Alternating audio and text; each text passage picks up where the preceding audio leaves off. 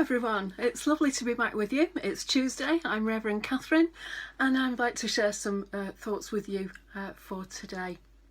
Don't know about you, but it seems that gradually, anyway, life is picking up a pace as more and more things are starting to be eased from this lockdown that we're in. Exercise is now unlimited. Oh, I'm so pleased about that one. Sorry. And so long as social distancing is maintained, we're able to meet, I think it's one other person that's not from our household. Haven't done it yet, but there we go. Non-essential retailers will soon be given the green light to open as and when they can safely maintain the distancing, the safety measures for their shoppers. Schools, you've heard on the news, are starting to open now for all children, well, in certain classes initially anyway, but not just those children of key workers. The COVID-19 virus, however, is still with us. It's not been eradicated, and various news reports suggest that it will be with us for quite some time longer. So our way of living will need to reflect that as we take steps to keep safe. Something else that's been given the green light to this last week is to go ahead moving house if you've had that put on hold these last few months.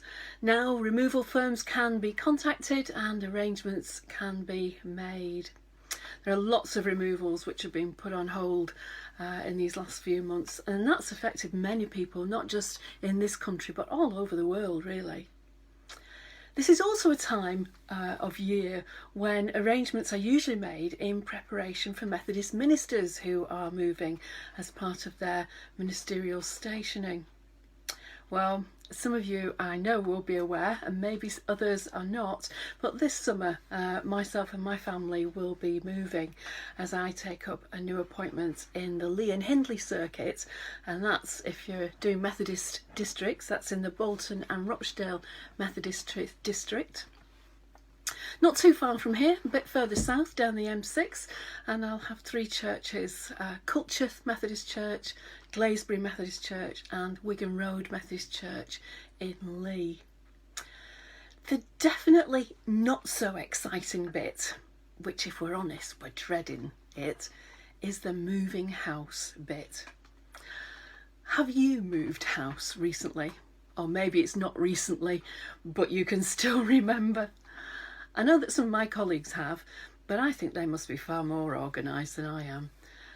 Have you got any good experiences of moving house? Please, if you have, contact me. Any hints or tips will be most welcome. But first of all, the thing we have to do is we have to downsize. The manse that we're moving into isn't quite as big as the one that we're in now, so we need to part with some stuff. We'd already started to downsize, to be honest, before the lockdown came, and we got quite a few bags dotted about all over the house. Some bags that are going to the charity shop and some bags that are going to the tip, but we really have got a long way to go yet. The trouble is, what stays and what goes? The old, the new, the things we've saved for sentimental reasons, even though they only ever collect dust. There's a programme on the TV called The 60-Minute Makeover. Have you seen it? Well, Paul and I watched it the other evening and we wished we hadn't. As the programme came to an end, Paul muttered, "I bet they don't have a loft as full as ours." But I did say, "It's a loft full of treasures," as he left the room. And then I thought, oh, the thought of it, the loft. Well, anyway, I came out and I came in here into my study. I left all thoughts of moving behind and I just thought I just need to calm down, I think. And then I reflected a little on the devotions that I used for the day. And it was from Matthew, from chapter 13. And the passage that I read while I was calming down was about Jesus describing the kingdom of heaven to his disciples as a treasure.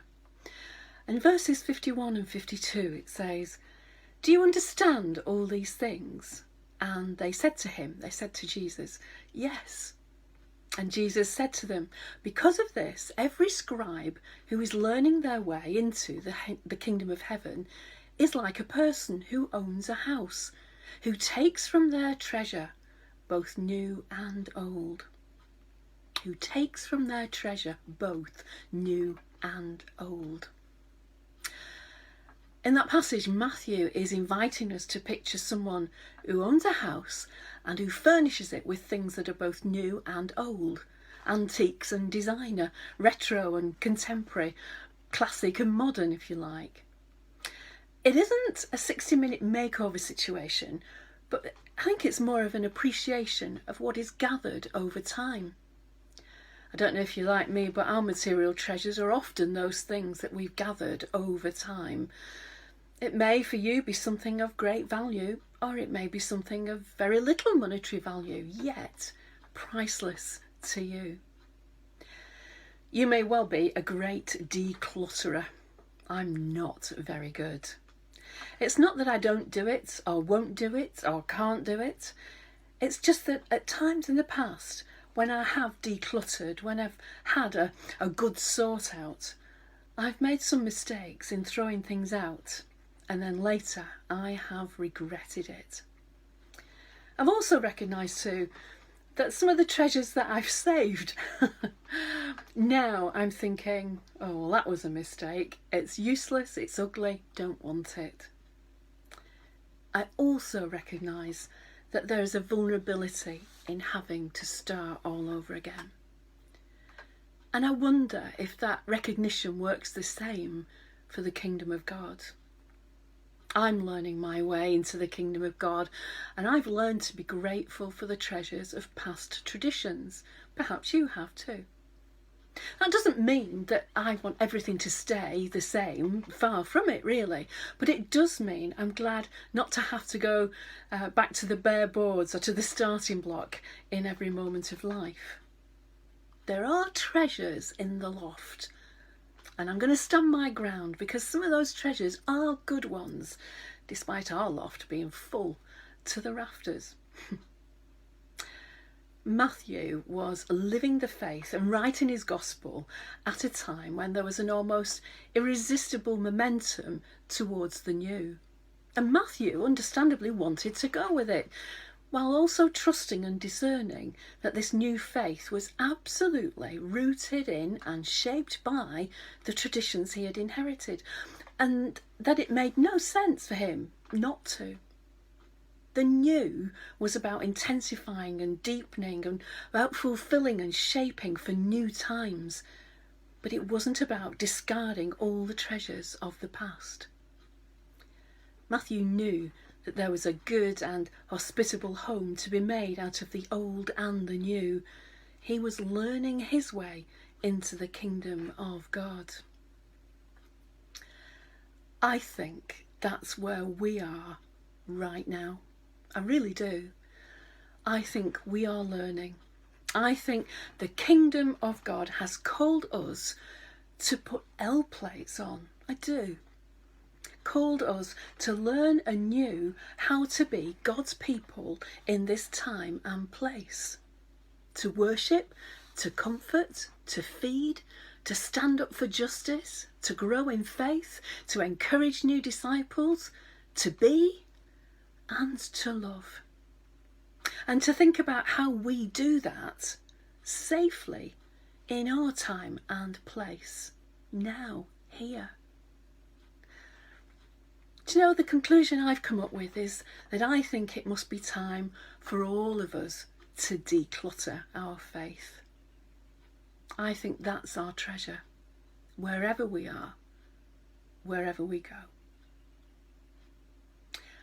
I'd like to share with you a prayer from a book called Treasures New and Old by Susan Derber. Let us give thanks for all the treasure in our lives. Let us give thanks for the love we have received, showing us that we are lovable and that love is real. Let us give thanks for the people who have taught us what it means to be human and whose wisdom we hold on to. Let us give thanks for the books we've read, the films we've seen, the arts we've gazed at, and the music we've listened to. For all the witnesses to truth and delight who accompany our lives and bless them with meaning. Let us give thanks for the early church, for saints and reformers, for martyrs, scholars and poets, for hymn writers and preachers, for servants of the poor and proclaimers of justice. Let us give thanks for the faithful of all the ages, who have shown us what it is to belong to you, who have passed on wisdom and given us words to pray. Let us give thanks for all these treasures in the loft, and we ask for grace to sort out the rubbish of our days, that we may leave treasure for others, and for those who are, like us, still learners in the kingdom of God. We are priceless treasures to God. We are.